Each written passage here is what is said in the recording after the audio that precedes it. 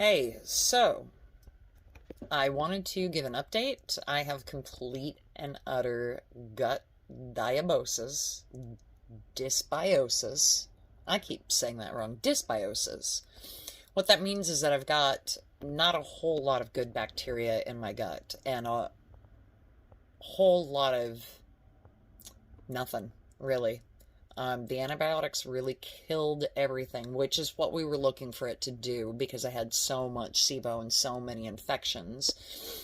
But now, though, it's a matter of building my gut back and making sure that any kind of inflammation is taken care of from the SIBO. To give you a background really quick, in October, I found out I had EPI because I started having worse symptoms. I've had diarrhea for 15 years. The GI I was seeing was just like, oh, it's IBS, and I demanded a stool test, and I said, look, you know what? I've read about EPI. It sounds like EPI, and guess what? I have EPI. Endocrine pancreatic insufficiency, meaning I don't make enough enzymes to break down my food. So, especially in the fat category and protein category. Okay. They tried me on Creon. I had a pretty bad reaction to the Creon, wound up in the ER. It was more of like an inflammation attack on the Creon. Heart went cattywampus, all this good stuff. After that reaction, about a week later, I started having really bad upper stomach pain, so they put me on a lot of antacids, 80 milligrams of Nexium a day, and sucralfate 4 times a day. Well, during that time I was on those, I had to wait 3 weeks for an endoscopy, and my symptoms just got worse. A lot more bloating, a lot more gas, diarrhea, explosive with yellow, yucky mucus that I've never seen before. Sorry, I don't want to get TMI, but this is just going to go into the nitty-gritty, okay? So I emailed my doctor. I told him about the side effects. They were like, nope, stay on it. It's doing you good. Let's wait until we get that endoscopy. Well, endoscopy showed up that there was no ulcers. So just a lot of bile and acid. I make too much bile and acid because my gallbladder was removed. Okay. Symptoms got worse off of the sucralfate. No matter what I did, it got worse. There was one smart doctor that put me on antibiotics and said, hey, it might be SIBO. But by that time, I was so infested that those antibiotics really only worked for about 2 days, and I just got worse. They never thought that that was connected. I never thought that that was connected. I had never really heard of SIBO. I didn't know how bad it could get. Come December, I had lost like 15 pounds. I was intolerant to pretty much every food I put in my mouth, and nothing worked. I could tolerate some water. I was actually reacting to water. I was just blowing up like a balloon and having gas left and right just because of water. So come January, I'd lost 25 pounds, completely intolerant to everything. This was end of January, I believe. Had a GI, switched GIs, obviously. They ordered a sigmoidoscopy, a colonoscopy, did an MRI. On the CT, they did do a couple of CTs throughout. On the CT, once they found a paralytic ileus, which is basically my stomach had seized because there was so much air and gas and damage in there that it was causing my stomach to seize when I had food in my stomach, so my gut wasn't moving at all, which really sucked. There was just an assload of pain, and on the MRI, it showed nothing but distension of air. Because I hadn't had anything to eat, and the only thing I drank was their MRI liquid stuff. It was awesome. The colonoscopy showed up nothing. The sigmoidoscopy showed up nothing. So the good thing is we have nothing structurally going on, except for the fact that my gut is full of bad bacteria. The GI sent me a SIBO test and said, well, maybe it's SIBO, but, go ahead and take the test. We'll see. I did my research. I'm like, what's SIBO? So, for 2 days, I did my research, and Tess got a little creative. At this point, I was constipated beyond belief. Couldn't take a BM to save my life. I had so much gas stuck in my upper stomach, it hurt so bad. no matter what I did, I wanted to stop eating, drinking. The nurses actually said that they were going to have to TP in me if I didn't get better. Just like, go and get better, so we don't have to put a TPN in you. Right, I'll do that. Anyway. Happy place. So I did my research on SIBO, and I got a little creative, got the rifaximin, got the neomycin, the two big boogers that need to knock this thing out, from a different doctor, and then went ahead and called my GI and said, hey, look, I think it's SIBO. I think you were right. I'm going to do the test, but I have the meds to take right now, and I'm taking the meds, period. No matter what I'm doing, I'm getting rid of this because I can't live like this. I was going to die.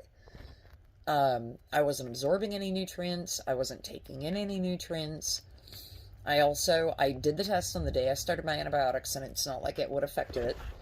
I also ordered some of the elemental diet because I found out about that, and I started taking in some nutrients from that.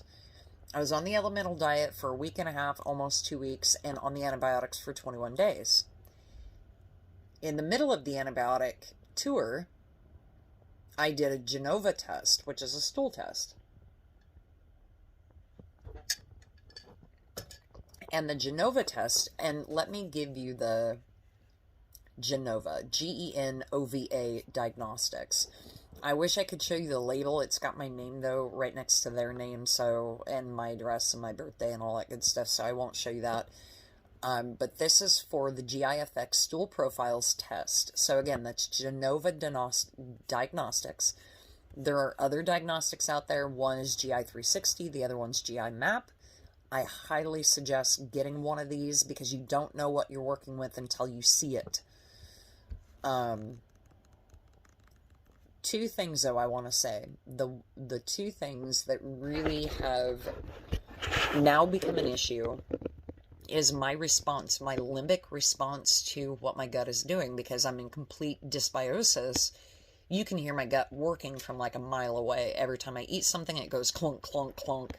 It's the weirdest sound. Same thing with gas. When it goes through my colon's completely wiped out. Clunk, clunk, clunk.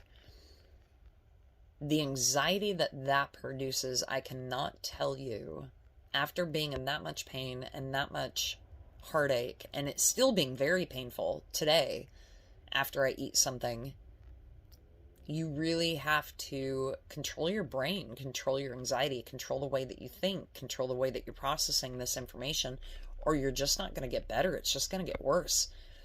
You can use all the prokinetics in the world, but if you're not giving your limbic system a break and you're constantly your fight or flight, it's going to be an issue. So, there's a drug that my aunt suggested, Remeron. This is where it started for me. Remeron. Go look it up if you're having small bowel intestinal movement issues. Remeron is an old tricycloride antidepressant that helps with serotonin. Your serotonin lives in your gut. A big chunk of it does. If you are sick or constantly uptight or constantly in that fight or flight, your serotonin is going to be gone. Remeron helps empty the stomach, and you can take it at night. You can take it in small quantities during the day. It has been my lifesaver. The same thing with learning any kind of technique for relaxation. Acupuncture is amazing. Go do that. That helps a lot with gut movement. Limbic brain retraining. I'm not signed up with a coach. I don't have any kind of formal training on that, but I'm finding enough information online right now to implement some things to help. You really have to reframe the way that you are sick in your brain if you are in a recovery state. I think I'm in a recovery state. We just redid the SIBO test to see if I still have any of those boogers in there. If I do, I might go back on the antibiotic, which I'm hoping I don't. But this is what gut dysbiosis looks like from the Genova test. So this is the Genova test. And right here, dysbiosis Where's my cursor at? I can't see. Yeah, there it is. Dysbiosis, right there. So I have some inflammation. It's not that bad. Maldigestion, a lot. And remember, this was like, what was this? A few weeks into the antibiotics. So this was 2 weeks into the antibiotics. So I'm hoping this is a little bit better. 0 infections. This is what we want to see. Okay, this is the abundance of my bacteria, which is like none. The good thing is inflammation due to it is pretty low. However, I do have some inflammation markers showing up, so we need to figure that one out. It does give you a breakdown and kind of walks you through information up here. This shows like the balance of different bacteria, and it gives you a list of all the different bacterias that you can have in your guts. Again, different, okay, so this is like pancreatic elastes is okay. Products of protein breakdown. So I'm not breaking down protein. Fecal fat is okay, but triglycerides, I don't have any. Long chain fatty acids are okay. Cholesterol's okay. Phospholytic, whatever these guys are okay. Over here, though, fecal secretory, IgA, there's a lot. It's high. So I am pooping out just a lot of fat. That's one of the enzymes, and due to inflammation, what's going on right there.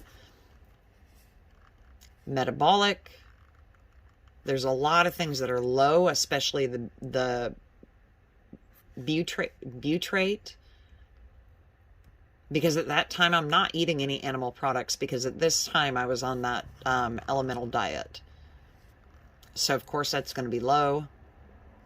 This is a count of the different bacteria. Look at what I'm low on. See the L's? This is where it shows you that you're low on these things. So the bummer part is when you're low... Oh, this is the cool thing about this one. So this is parasitology. This shows, like, if I have any parasites or any, like, really bad guys. And it's showing I don't. Tapeworm, flukes, protozoa, additional findings. The one thing it is missing is cat scratch fever. Bartonella. So I've had Bartonella in the past, and it was a bitch to get it out of my system. So I had a separate Bartonella test done that I hope to get back here soon. So more genomes, the Gardia, you know, the big ticket ones. Bartonella's not on there, which is really amazing that they wouldn't just include that. Blood, I don't have any blood in my stool, which is good. And then they give you some, oh, there's more. Wait a minute. Nope. Did it just scroll me up? No, there's more.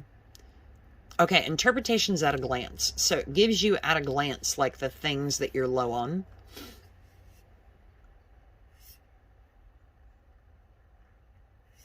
So it's a very interesting test. I would love to go over it with a little more detail if I had the knowledge. But I really don't have a ton of knowledge in this yet. I'm still learning myself how to read these and how to interpret them. But this is the first one that I've got back. So the other one that I took was GI 360. That one I took about a week. The last week of my antibiotic round. And they have 3 that you do in 3 consecutive days. The last day I did was the last day of antibiotics that I had. So that one will be interesting because of, you know, being off the antibiotic. I probably will, again, do a GI map, which is supposed to be just as extensive as this, maybe even a little bit more so. Keeping my fingers crossed that the insurance will help cover that because these last 2 have been pretty expensive.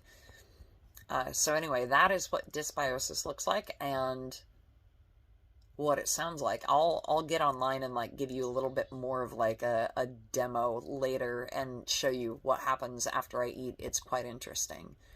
So remember, limbic brain, if you're in fight or flight all the time, especially if you're sick, the issues, especially in your gut, may get worse. So try to calm that down as much as you can, especially when you're eating, especially after you've eaten. So much better digestion. Try to smile, try to have a conversation, try to relax, try to sit in the sun.